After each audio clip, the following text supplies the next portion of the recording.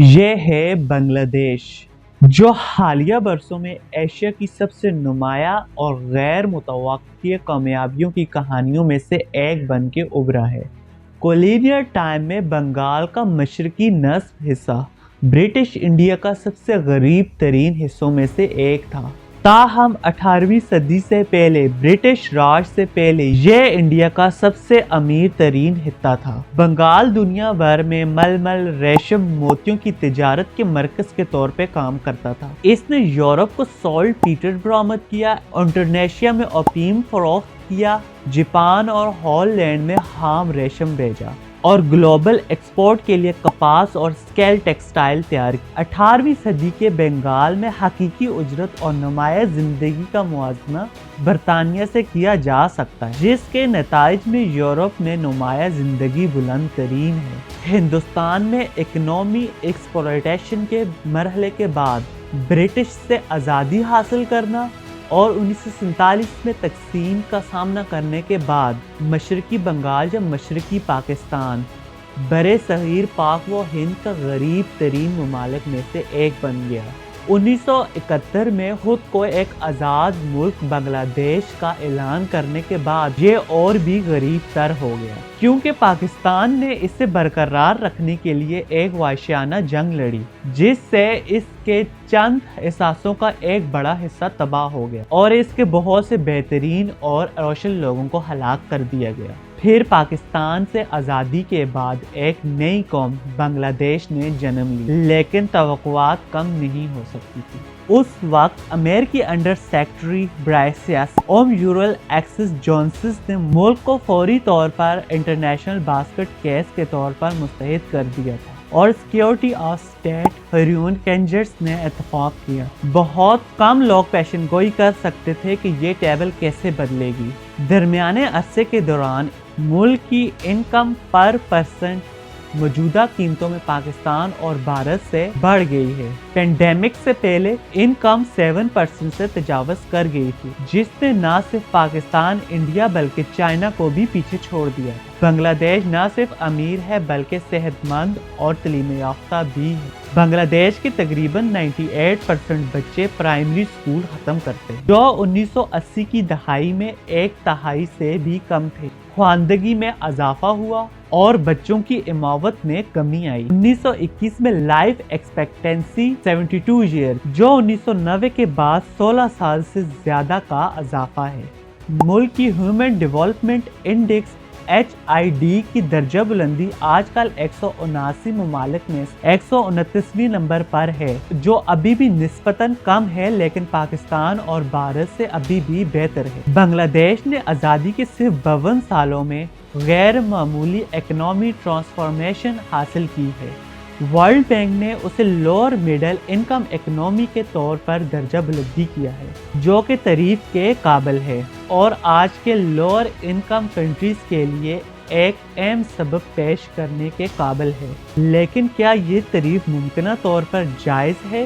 کیا اس کی اکنامی پائیدار ہے؟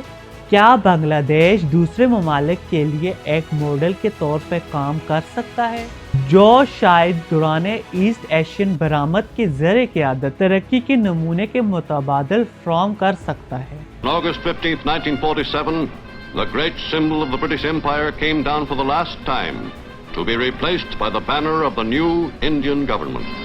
ہندوستان کی تقسیم نے مسلم اور غیر مسلموں کی عبادتوں کو علیحدہ کرنے کے لیے 2 تسلسلات بنائے: انڈیا ویسٹ اور ایسٹ پاکستان، جس میں ماڈرن ڈے کا بنگلہ دیش بھی شامل ہے۔ 2 دہائیوں سے زیادہ عرصے تک ایسٹ پاکستان کی میجورٹی بنگالی پاپولیشن پر ویسٹ پاکستان کی قائم سینٹرل گورنمنٹ کی حکومت رہی، جس نے اپنی ترقی پر زیادہ سرمایہ خرچ کیا۔ بنگالیوں کی شکایت یہ تھی کہ بنگال کو معاشی وسائل میں اس کے جائز حصے سے محروم کیا جا رہا ہے۔ آزادی کی جنگ کی توڑ پھوڑ تباہ کن تھی۔ کچھ طریقوں سے اس نے بنگلہ دیش کو کامیابی کی راہوں پہ گامزن کیا۔ بہت سے تارکین وطن اپنے نئے ملک کی بحالی میں مدد کے لیے گھر آئے۔ بعض جیسے خیراتی اداروں کا خاص طور پہ اہم اثر تھا، کیونکہ وہ خواتین کو نشانہ بناتے تھے۔ 1990 کی دہائی میں یہ 62,000 سکول چلا رہا تھا۔ یہ نہ صرف لڑکیوں کو تعلیم دے رہا تھا بلکہ ان میں تعلیم دینے کے لیے خواتین کو ملازمت بھی دے رہا تھا۔ اب ہائی اسکول میں لڑکوں کے مقابلے لڑکیاں زیادہ تھیں، اور یہاں پہ بھی ہندوستان اور پاکستان میں ایک اور بڑا فرق۔ بارز اور دیگر تنظیموں نے بھی مائکرو کارڈ کو زیادہ مقبول بنایا، رورل ویومنز کو کاروباروں میں تبدیل کیا اور سماجی اخراجات کو برقرار رکھا۔ بنگلہ دیش کی ترقی بڑے حصے میں اس کے ایکسپورٹرز آف گارمنٹس کے طور پر اس کی کامیابی سے ہوتی ہے۔ آج بنگلہ دیش دنیا کا سب سے بڑا ایکسپورٹرز آف گارمنٹس میں سے ایک ہے، جس میں RMG ریڈی میڈ گارمنٹس کا شعبہ ملک کی برآمد کا 85% ہے اور GPD میں 9% حصہ ڈالتا ہے۔ یہ شعبہ دنیا بھر میں سر فہرست برانڈز کو لباس فراہم کرتا ہے اور اس صنعت میں 4.4 ملین کارکنوں کی اکثریت خواتین پر مشتمل ہے۔ ایک ایسے ملک میں جہاں روزگار کی دیگر مواقع کم ہیں، ایک انتہائی بااختیار بنانے والا واقعہ ہے۔ بنگلہ دیش کا غیر ملکی ایکسچینج تقریباً 80% اس شعبے سے حاصل ہوتا ہے، اور مزید بیرونی ملک کام کرنے والے تقریباً 10 ملین بنگلہ دیشی سالانہ $15 بلین ترسلات زر کے طور پر واپس بھیجتے ہیں، جو قومی آمدن کا ایک اور بڑا حصہ ہے۔ 1921 میں بنگلہ دیش کے فورن ایکسچینج کا ذخیرہ $48 بلین کی بلند ترین سطح پر پہنچ گیا۔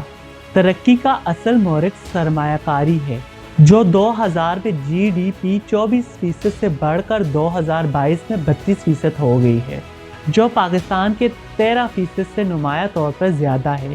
پیداواری صلاحیتوں سے بہت کم آغاز کیا گیا ہے، جو 2000 سے 1% سالانہ سے کم ہے۔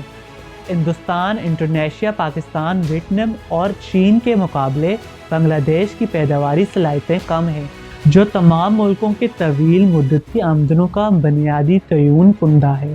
شدید توقعات 1975، 1982 اور 2007 میں فوجی بغاوتوں اور قدرتی آفات کے سلسلے کے باوجود بنگلہ دیش نے در حقیقت غربت کو کم کرنا اور انکم میں گروتھ کرنے کو نمایاں پیشرفت دی ہے۔ اس نے اپنے امکانات کو ڈرامائی طور پر بہتر کیا ہے، یہاں تک کم سے کم فی کسی کی بنیاد پر ہندوستان کی انکم حیثیت کو پیچھے چھوڑ دیا ہے۔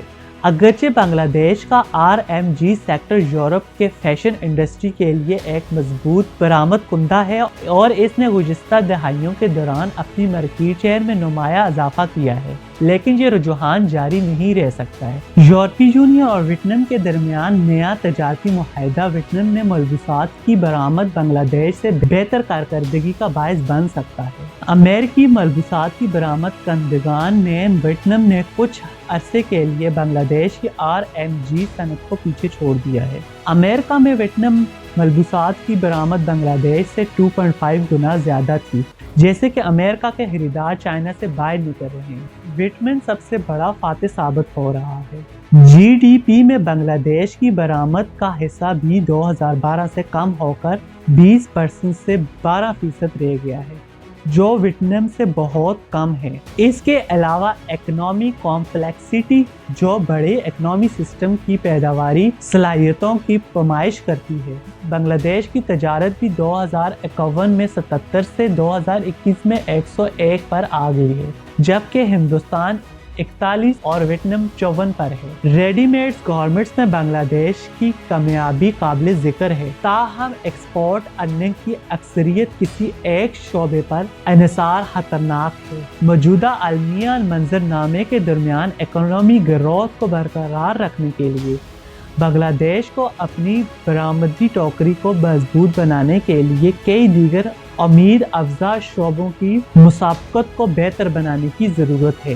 یہ تجارتی منظرنامے کو لائٹ انجینئرنگ، پلاسٹک، چمڑے اور جوتے میں مضبوط بنانے کی کوشش کر رہا ہے، تاہم گلوبل سطح پر مقابلہ کرنے کے لیے کمپنیوں کو انٹرنیشنل سٹینڈرڈ پر پورا اترنے کے لیے بہتری لانی چاہیے، لیکن وہ اکثر ایسا کرنے میں ناکام رہتے ہیں۔ اگرچہ بنگلہ دیش نے دوا سازی میں تنوع لانے کی کوشش کی ہے اور وہ زیادہ تر ملک طلب کو پورا کر سکتے ہیں، 1921 में एक्सपोर्ट अर्निंग महज $169 बिलियन थी, लेकिन अब ये 21% की शरह से बढ़ रही है। नई सनतों में प्राइवेट इन्वेस्टमेंट की कमजोरी की वजह से मुतनव्वे की ज़रूरत सुस्त पड़ती है, जो खास तौर पे छोटे और दरमियाने दर्जे के कारोबारी अदारों के लिए कर्ज की दस्तयाबी में रुकावट की वजह बन गया है। कारोबारी माहौल की खराबी की वजह से कौम के दाखिले और तरक्की में भी रुकावट है। वर्ल्ड बैंक के ड्यूरिंग बिजनेस इंडेक्स के मुताबिक बांग्लादेश 190 ममालिक में 168वें नंबर पे है, जो 2006 में 65 नंबर पे था। इसके बरअक्स हिंदुस्तान, इंडोनेशिया और वियतनाम जैसे ममालिक ने वक्त के साथ साथ अपनी रैंकिंग में बेहतरी देखी है। गुज़िश्ता दहाइयों के दौरान मुल्क में मुस्तकिम इकनॉमी के बावजूद बांग्लादेश में इलाकाई सख्तियों के मुकाबले में बराए रियासत गैर मुल्की सरमायाकारी FDI निस्बतन कम रही है। बांग्लादेश में FDI की आमद की शरह GDP के 1% से भी कम है, जो एशिया में सबसे कम है, जबकि वियतनाम में FDI खित्ते में गालिब है। बांग्लादेश में सरकारी एजेंसी अक्सर ये दावा करती हैं कि वो मायरात फराहम करने के साथ साथ मुख्तलिफ लिबरल पॉलिसी और पॉलिसी रिफॉर्म्स को नफीज करके सरमायाकारी को फ़रोग़ देने में मुखलिस और बहुत गहरी दिलचस्पी रखते हैं। ताहम हुकूमती दावे हमेशा ज़मीनी हकीकत की अक्कासी नहीं करते। इसकी अहम वजूहात में इसकी वक्त गुजारी करने वाली ब्यूरोक्रेसी, नाकाफ़ी फिजिकल इंफ्रास्ट्रक्चर, नाकाबिले एतमाद तवानाई की सप्लाई, मेहनत की कम पैदावार, कारोबार करने के ज़्यादा लागत और वसी बदगुमानी शामिल है। ट्रांसपेरेंट इंटरनेशनल रैंकिंग के मुताबिक 147वें नंबर पे है, जो 2010 के मुकाबले में 4 प्लेस की कमी के साथ है, जो तरक्की याफ्ता माशरतों जैसे कि अमेरिका के जर्नलाइज सिस्टम तजारत तक से पाक रसाई की इजाज़त देता है। ये ग्रुपिंग सिर्फ दुनिया के सबसे कम तरक्की याफ्ता ममालिक के लिए खोला है। इसकी तरक्की की बदौलत बांग्लादेश को मुमकिना तौर पर 2026 तक या इसके बाद कम तरक्की याफ्ता ममालिक के दर्जा हासिल करने पर उन अमारात को तर्क करना पड़ेगा। हाल ही में फाइनेंशियल सर्विसेज में इजाफा तेज़ी से अहम होता जा रहा है, ख़ास तौर पर आजकल की डिजिटल इकनॉमी में। फाइनेंशियल इंक्लूजन में बांग्लादेश एक सरहेल रहा है। Micro finance, mobile financial services और एजेंट बेस्ड बुकिंग की तरफ काबिल ज़िक्र इक़दामात हैं। हम छोटे और दरमियाने दर्जे के कारोबारियों, अदारों और ख़वातीन कारोबारियों के लिए कर्जा देने को भी फ़रोग़ देता है, जिसके लिए ज़रूरी है कि बैंक अपने कम से कम 50% शाखें दिली इलाकों में खोलें।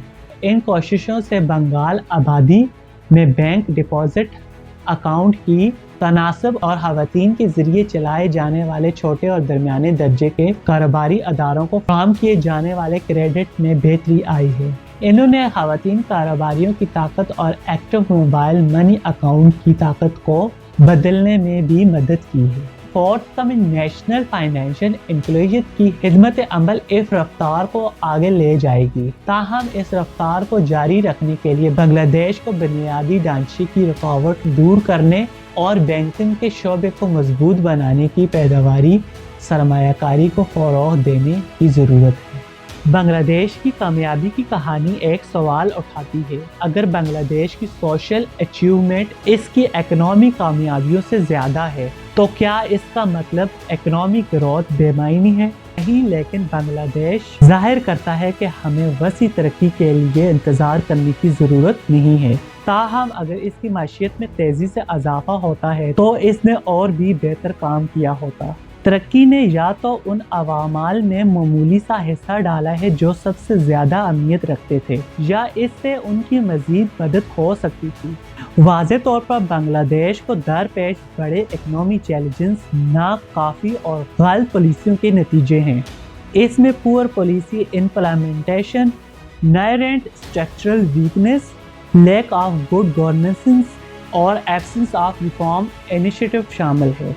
इस 52 साला सरगेरा का एक काबिल कदर पहलू ये है कि हम बांग्लादेश में वाज़े तौर पर नज़र आने वाले मेगा ट्रेंड्स का मुशाहिदा कर सकते हैं। कभी कभी हम आज के मसाइल में फंस जाते हैं और भूल जाते हैं کہ بنگلہ دیشی عوام کی محنت کی بدولت کیا حاصل ہوا۔ یہ دیکھنا متاثر کن ہے کہ کس طرح اس ملک نے آزادی کے آغاز میں ہی جنگ اور قدرتی آفات تباہ کاریوں سے خود کو تبدیل کیا ہے اور خود کو ایک درمیانی آمدنی والے ملک میں تبدیل کر دیا ہے اور اپنے تمام لوگوں کے لیے اور زیادہ خوشحالی کا خواہاں ہے۔